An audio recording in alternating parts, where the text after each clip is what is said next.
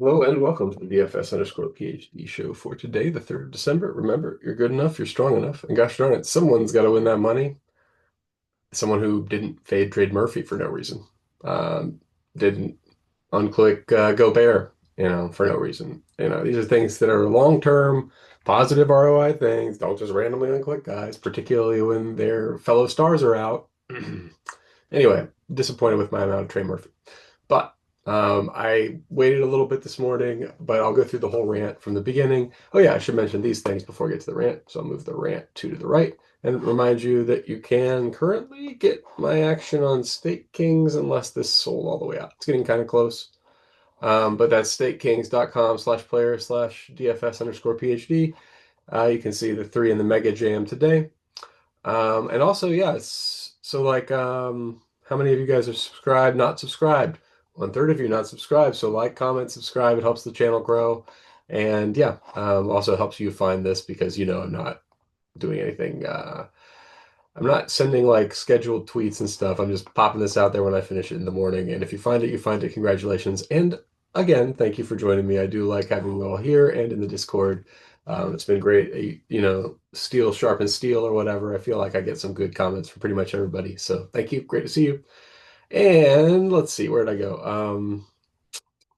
Yes, I am going to stick with the way dancing with the one that sent you. So the way that I won these 222 tickets was randomly sampling my MME set every night. So today I'm going to build 43 MME set, and I'm going to sample, and that's three of those will wind up in the 222, and 40 will wind up in the $5 or so. I mean, if there's more news that breaks, maybe, but right now, honestly, this is my least favorite $5 100K slate of the year. So my allocation reflects that. You do not see on Stake Kings the $5 version because I'm just not running that many today.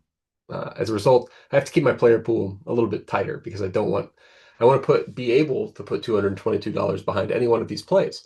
So remember that when you hear me saying these plays in a little bit, because seem a little bit nuts. First of all, Anthony Black's minutes are up. Just they're running him out there a ton with Suggs. This used to be a situation where it was one or the other point guard on the floor, but with Banchero out, we no longer have point forward any minutes, and we have to have multiple playmaking threats. So 34 and 32 minutes in the last two games, 30 and 34 minutes. These guys are playing alongside each other a ton, and it's raising both of their ceilings. So and floors and everything. So I just think you gotta keep an eye out for their how things are going over there. And same thing with Franz. Where is Franz even? Did I finish my rant here on Franz? Yeah, okay, I'm getting some Franz. Good. All right, we'll get to that in a second. Okay, so yeah, I was surprised to see Cat low owned at a first glance. It seems like Biggs against Charlotte, but we don't currently have any value. The whole slate comes down to this. We have three questionable ads for Portland, right?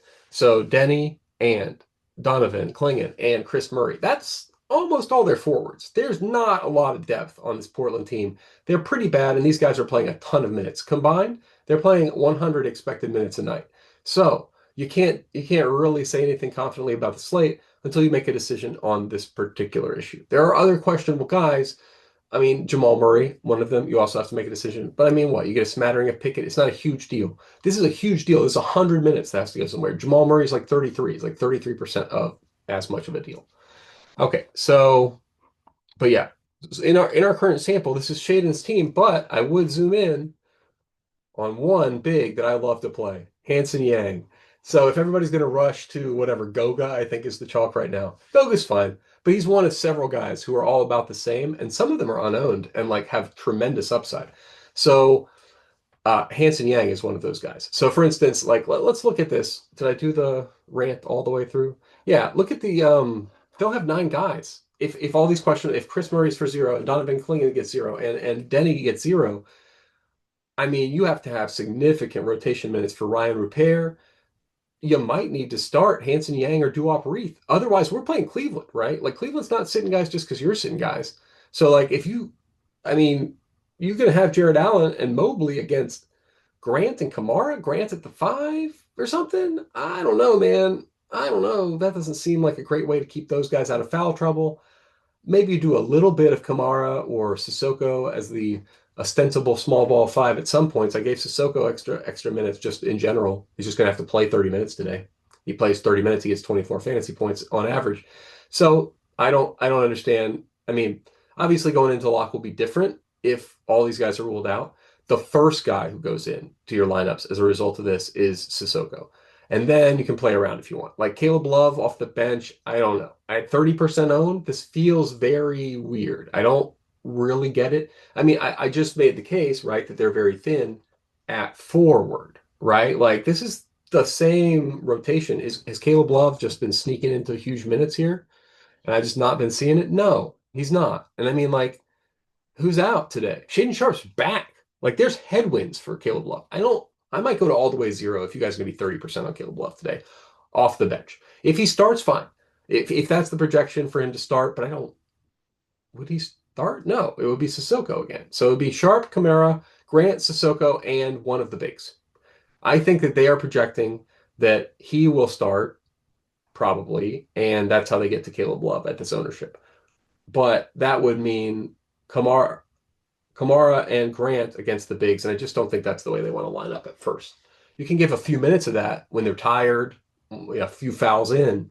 I don't think that's plan A. But you see, I've unclicked regardless. The I don't think anybody who would be playing in a competitive game is someone you want to play in this game because the line. I mean, let's check it again. I mean, I've just been checking it all morning. I bet it's different. I lose my bet. But it's already moved 2 points from where it opened after these questionables. And I don't know about you. Which one of these guys who's questionable moves the line 2 points? Is it Chris Murray? Is it Donovan Clingan? Now, number one, I will say for us as DFS players, Donovan Clingan being out, super huge news. I'm not trying to poo-poo it. I'm saying the line movement is telling us about Denny's availability. Denny is the person who moves this line. Nobody, I mean, maybe the other guys do a little. Chris Murray does not. Clingan, I mean, 2 points. If it was half a point, it was half a point earlier in the day. Maybe that's a Clingan question mark and you get 1.5 of Denny. Either way, it's moving. They think they're out. And even if they play, they're not going to keep it close. I mean, they just kept it close against Oklahoma City. Sure, fine. What that happened? Don't know how it happened. Don't know why it happened. Don't expect it to happen again. So I'm not going to bet on it to happen again.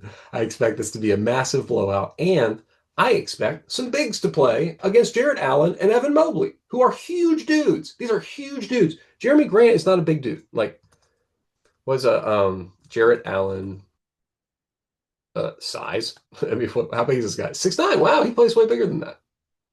Good for you, Jarrett. Evan Mobley. Is he also the exact same? No, 6'11". He's big. Isn't that weird? Jarrett Allen's the 5, 2 inches smaller. Okay. A little bit surprising to me there. That's the way I interpret their relationship anyway. And then I was going to go over here and I was going to say, what is the size of Jeremy Grant? Like height 6'6", 6'7". I mean, like, as someone who is Jeremy Grant's height, allow me to tell you, you are not able to guard someone who is 6'11", who is, I mean, that's it. Evan Mobley is the one you can't guard. You can guard Jared Allen. Like 6'9", man. It's not a 6'9" guy I've ever been like, wham about. You got to be 6'11" or higher for me to start whining. So I'm going to say, similarly, you will need a big boy to deal with these big boys. And you got big boys. It's not that they're out. I mean, Robert Williams is out, sure, and Clingan might be out, but you still got big boys. You got big boys on the bench, and you got big boys that like people show up wearing jerseys up. So that's why. So yeah, Duop hasn't been doing it on Portland recently. So like 0.75 is all he's been getting. I love Duop from one or two slates he broke for me, but he hasn't done it since. He's in the back seat, and in particular, he's in the back seat to Hanson Yang, who has a ton of interest, international interest, but also just they love him. Like they're going to get cheers. They know it's the end of the game. Are you going to definitely have Hanson Yang play the garbage minutes? Yeah, he for sure gets garbage minutes. Absolutely gets the garbage minutes. So am I going to have some Hanson Yang? Yeah, I'm going to have some Hanson Yang. I'm going to have about how much I think this is a massive gross blowout, which pretty high, right? Like, I mean, all these guys, Sissoko. So, right, count the dudes. They got 9 dudes if all these guys are out. And that's including Javante Cook as a dude who I think would probably at least close a blowout. But so you got Rupert, you got Cook. I don't think Yang and Duop close together even in a blowout. So you get one of them, and then I mean we got starters. That's all that's left. So I mean, some two more guys have to play both starter and blowout minutes, and I think it's kind of obvious that it's going to be. Uh, wait, no, I was saying it wasn't going to be. So I'm going to say it's three different people because one of them, I'm going to assume Yang starts. Because I got Yang, I got one of the spots already taken up. Anyway, my point here is I don't think Sharp and Grant close in any circumstance, and I'm pretty sure Kamara is the next guy to sit.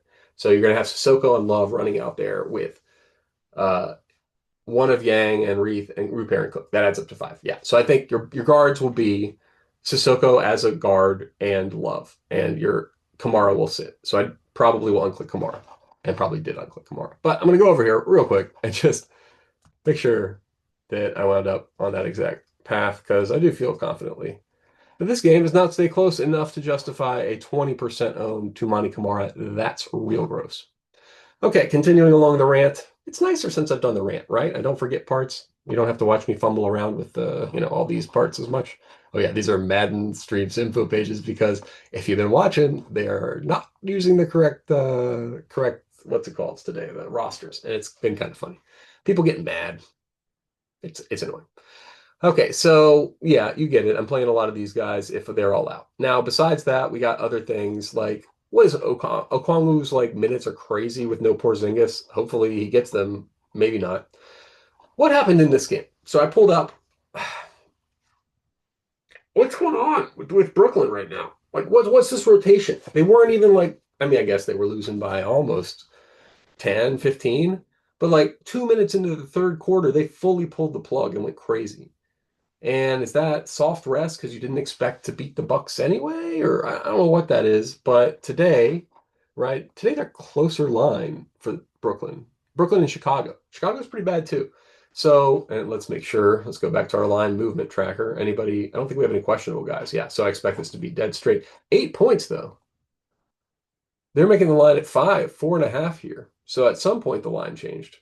I also don't really mentally have it at 8 points, but if the real line's 8 points, I don't really like that very much. For the amount that I'm jamming Nick Claxton, for instance. Let's get that down to 25%. Okay, but we'll come back to this in a second. Generally speaking, look at this first half for Clowney.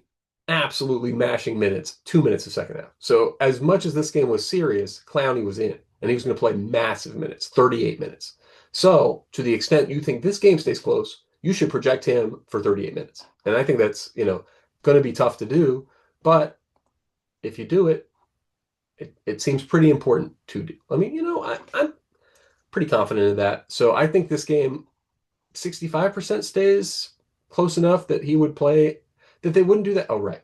That they wouldn't do that crazy thing. And I'm only 50% sure of what went on there at all. So I'm 50-50 on that move. So let's go 50-50. Okay, we'll apply it. We'll come back here in a second and check out where that leaves our leverages. Right, if Norm's out, didn't really do that much for me, I think. I got a little bit more hero. Maybe I think Bam underwhelming. Everything's underwhelming. There's just nothing left because we still have Hero out affecting all their prices. Then we have unowned Isaiah Jackson. This is interesting to me because Huff would assume the starter, and yes, he's been getting good minutes, but now he's playing against Joker. And I mean, yeah, he's a good defender, but right, Joker is better than him at basketball, right? Like, don't forget, don't get caught up in that he got some blocks in the last game, the last couple games against chonks. Joker's not a chonk, man. I mean, like, yeah, he might steal a block, but that's going to make Joker mad, and it's going to be a problem for him. So I think it's pretty easy to get huff and foul trouble against Joker, and if it's going to be 1 or 2%, then I will take, let's see, I will take that 1 or 2%. So let's see. There's sure. Oh, right. Back in the ring. I think that was it. Yeah, I was trying to work my way into if Murray's out, getting to a bunch of Pickett, but I mean, he's 3,700. I just couldn't work it into it, even in a slate with low value. I'm still more excited about Ijax at 4,100 than that amount of Pickett at 3,700. It's just, what's the upside? I mean, I guess he starts, yay, whatever. The Ryan Nemhard minutes are crazy. I mean, I'm going to have some, but like, what do you do? How do you project this guy? They're just playing him crazy minutes. Did I not even have him on the sheet? Oh. I mean, I guess currently, why is he unclicked? I'm worried about Ryan Nemhard playing 40 minutes. I don't know how to conceptualize that into like a rule, but I'm worried about it. So just so you know, he's going to be in my pool at least for swaps. That's the thing. Pool's going to get larger for swaps. It always does. It should for you too. You need to consider. You need to fill your 5,000 lineups. If you're like paying SaberSim to simulate you 5,000 lineups, and you go out there, and you're like, oh yeah, I guess I'm only getting 300. Well, can't do anything else. Try something. Try some other ones. Okay, yeah. So I'm just jamming Portland because I'm currently assuming that they're. I mean, I think even as we approach lock and the news becomes more obvious that these guys miss shoot around or whatever, I think the field is going to misread this just because of what's already happening here. And the fact that on Portland, we've got 20% on Jeremy Grant, 20% on Kamara. I did see it. I saw him nuke the whole thing. That was great. Good for him. You know, 30% Caleb Love, I guess. I don't really want that much Caleb Love. I guess he closes the blowout, plays anyway. It's just you're missing the important pieces. You're missing the important pieces. And like Hanson Yang, Sissoko, these are the important pieces. How is Sissoko unowned? What? Like in what world are we getting Caleb Love? We're not getting Sissoko, right? I don't know. I feel like a crazy person. Sissoko's been playing a zillion minutes. Granted, not a great point per minute guy, but if you're gonna give a couple minutes to somebody, it's not Caleb Love. All right. Don't really understand it. Don't really understand it. Okay, let's look at the slate in general. Looks like I haven't saved a contest in a while. Whatever, I'm about to do a little bit more with you. So let's talk about this Hanson Yang. Am I actually going to be 72% Hanson Yang as we approach lock? Yeah, well, probably not. Probably not. I will, however, this Noah Clowney stance is very firm on the Noah Clowney stance. Absolutely was getting those minutes. I expect it again, but again, that's 50-50 down to what's the coach doing at all. Like this guy's just a crazy person. I don't know what to expect. If you know what to expect, sound off in the comments about what's going on in Brooklyn, why he's just deciding to play these random guys random minutes. It's great for playing in GPPs, but I don't know. I don't know. Whenever Claxton pays off, great for me. You know, like okay, I give him 30%. I don't care about that. That's totally fine. I think it's a little chasey on Harrison Barnes, but there's a mechanism. The mechanism is there's no Wembanyama. Somebody has to take those minutes. Somebody has to take that usage. And I mean, he's not a bad guy. He's just never going to get that much. I just don't want more than like Harrison Barnes makes shots amount of Harrison Barnes, which is like 15%. He's just not that guy. So yeah, hopefully this doesn't jam in too much of anybody else. Okay, I like Tim Hardaway Jr. at any amount of sure. If Murray is out, my moves for Denver there were like Hardaway Jr. and Jokic, and I guess Joval as a fork off of Jokic. I'm not forcing Joval. It's fine. He's an early game play. If he was late, I would probably have a bunch of Joval. Oh yeah, you probably noticed up at the top. It says 3% Giannis, and I have 97%. Well, that's because I projected Giannis at 70 and Joker at 75. The reason I've done this, I do this for every close game for those guys. Those guys have massive outlier humps. And I mean, let's look at it. Is it visually? No. It does hop up. Yeah, it's like over 100. That's not really where you put that hump. That's kind of a mistake. Joker has two humps. This is not right. Joker has two humps. His humps are plays in the fourth quarter and doesn't play in the fourth quarter. So you have to make sure that you're representing that, right? You know where the like Joker belongs if he's playing in the fourth quarter. Giannis belongs if he's playing in the fourth quarter. Yeah, sometimes they don't get there. I mean, playing in the fourth quarter, sometimes that means they had a bad game. Sure. 10% chance, 15% chance. What do you think? For Giannis, what's the percent chance that he has a bad game against Detroit? So yeah, okay. Not trying to say Duran's bad. He's a big boy. Duran's a big boy, maybe 50-50. Giannis gets into some kind of foul trouble. Okay, fine. Give yourself some Joker. Joker as a treat, I assume is what that goes to. You don't need to make it 15%. That was a little bit low. If Joker's going to be low owned, fine. I'll take a broken slate with Joker breaking the slate. 30% odds. I mean, how often does that happen? Pretty often, right? I mean, like, pull up a player card kind of thing. 40 point, well, that wasn't a triple double, but 36-point triple double with a couple stocks. 20 and 20 game. I think these add up to big points when he's playing, and it's going into the fourth quarter. Whenever he's getting to 37, 44, 13, that's a bad game going up for almost 70. So, I mean, I think to capture their upside, you just have to be accurate with their upside, which is mega. And as a result, I'm going to have a ton of those guys. Also because I think there's value, and I think that as the value opens up, more people will be willing to pay for those guys. But yeah, you should be planning on it from the beginning. Okay, so you probably heard me mention why I'm playing Suggs. KPJ, just getting those minutes. You need to have some KPJ as well. Knipple is also getting those minutes. With whenever Miller is out, Knipple is a very good play. Still, with LaMelo in, we don't know when LaMelo is going to get those minutes. I will not bet on that any further until there's coach speak or some other reason to do so. But yeah, let's look at the leverages. Let's see our implied negatives because I don't need to talk about Hampton Yang, Clowney's minutes, etc. Implied negatives. I've unclicked Jeremy Grant. That's a big one. Kamara. Yep. McConnell. Yep. I don't like playing bench guards. There's the upside for a bench guard is not the upside for a bench big. The upside for a bench big is go nuts, break the slate. The upside for a bench guard is, yeah, you get 30 points, right? Like, okay, that's fine. TJ McConnell costs $4,800. 30 points is like 6x. It's not a slate breaker for him anymore. So I don't know at 16% what's going on there anymore. He just played 6 minutes and we didn't get a real explanation for it. Is that going to happen more? What happened there? I'm a little worried about that. Jarris Walker, same deal. What were his minutes? Jarris stats. They'll be affected by McConnell being out a little bit. But yeah, like his are all over the map 20, 29, 30, 35. Is that in play? I don't know. You could play some Jarris Walker as a treat if you want to. He could fall into a couple extra minutes here.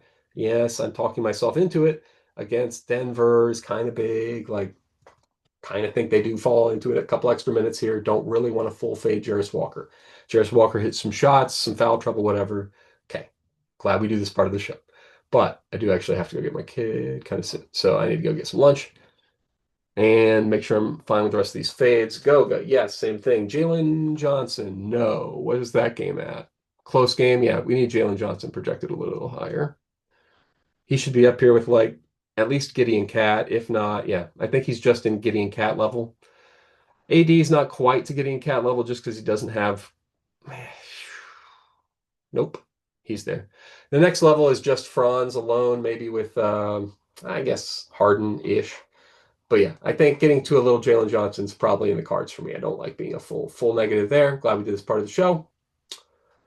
But generally speaking, you might have noticed all of the guys I have positive leverage, I have changed the projections of. That's not an accident. That's what's happening when you are affecting your Sims. All right. So, like, even some of these guys that I'm under the field, I've still boosted them. That happens every night, like Anthony Black. I gave you a long spiel about it earlier. I can justify a little bit more Anthony Black, but y'all are playing a lot more Anthony Black. So, okay, fine. If you're going to do that, then okay, it's not for me. But yeah, I've said all my takes, so I will leave you with my rules and we'll get out of here. WCJ Goga Fork, Jokic and Jovel Fork, Kalk and Musa Fork, Claxton Dayron Fork. Get your forks out, get the silverware. And remember, you're good enough, you're strong enough, and gosh darn it, someone's got to win that money. Might as well be us, and it's either 150 or it's 100. Could it be 250?